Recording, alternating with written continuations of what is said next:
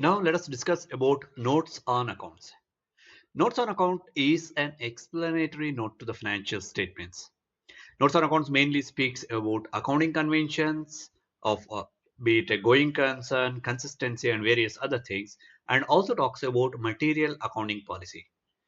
So it talks about all the assumptions and basis of preparation of financial statement and summary of all material accounting policies, approaches, and everything else.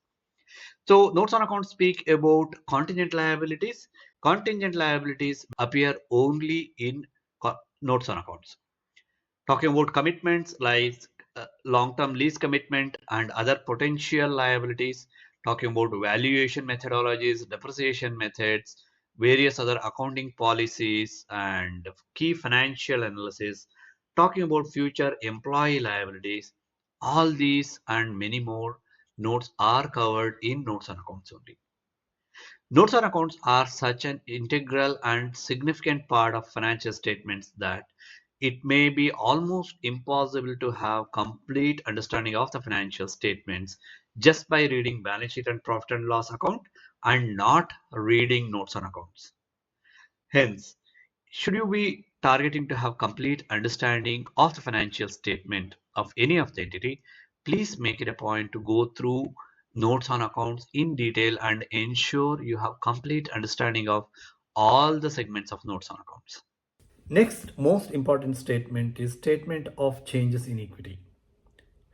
Statement of changes in equity indicates what are the significant transactions that were made by the shareholders or the partners of an entity. As you know, our balance sheet liabilities side consists of two major components: external liabilities and owner's fund or equity capital. When it comes to equity capital, I may start the year with an amount, let's say $1 million of equity, but during the year, several transactions can occur against that. I may declare and pay the dividend, which is an adjustment to equity. I may incur an expense, which should be directly adjusted against retained earnings. I might account for some of the transactions, which must be directly adjusted against retained earnings. Let's say a prior period income or prior period expense which is not significant but must be accounted. I also may receive additional capital. I may liquidate the existing capital. After all these several type of transactions, I will reach at a closing equity balance, which actually matches with the balance of equities in my balance sheet.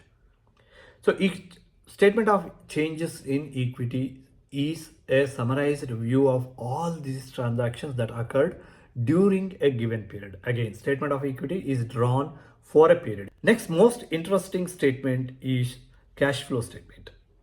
Many of my friends who are already practicing accountants would have faced one of the question from their business owners.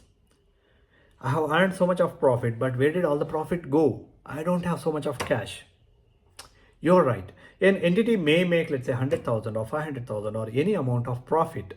It is not necessary all that profit converts into cash.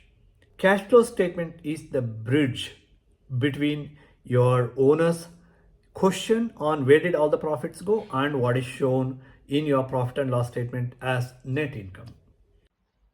As you can see, typically cash flow statement starts from net income. So this is somewhere will be equal to your operating profit. To this, we do make adjustment of all those non-cash transactions which we have accounted in profit and loss statement. Let's say depreciation, accrued interest, accrued expenses, amortized prepaid expenses. So these are actually expense or an income which are not booked into profit and loss statement. So effectively for the given period of cash flow statement or your financial statement, it did not impact the cash. They were only book transactions. So we adjust this. All accrued income are excluded because cash did not really come. All accrued expenses or other non-cash expenses are excluded because cash did not really go out. We also adjust changes in current assets and current liabilities because when I make a sale on credit, of course, I'm booking a revenue. In parallel, my sundry debtors are going to increase. So my cash is not increasing, debtors are increasing. When I make a purchase on credit, of course I'm incurring an expense, but my creditors are increasing. I'm not making cash payment immediately. So net changes to my current assets and current liabilities are adjusted before I arrive at net cash from operating activities. So during the period of financial statement, an enterprise also makes investments in machineries, buildings, plant and furnitures, or several other things. Whatever an enterprise spends on investing activities during a period are also separately shown in cash flow statement. To invest, an enterprise will receive funds either from cash from operations, the excess funds generated from operating activities, or it will fund it from the investors or the lenders, that is equity capital or the debt capital. These are called financing activities. So these transactions, be it receipt of equity capital or receipt of debts, the loans, or payback of the loans or redemption of equity capital, these outflow or inflow of the cash we show in cash from financing activities section of the cash flow statement.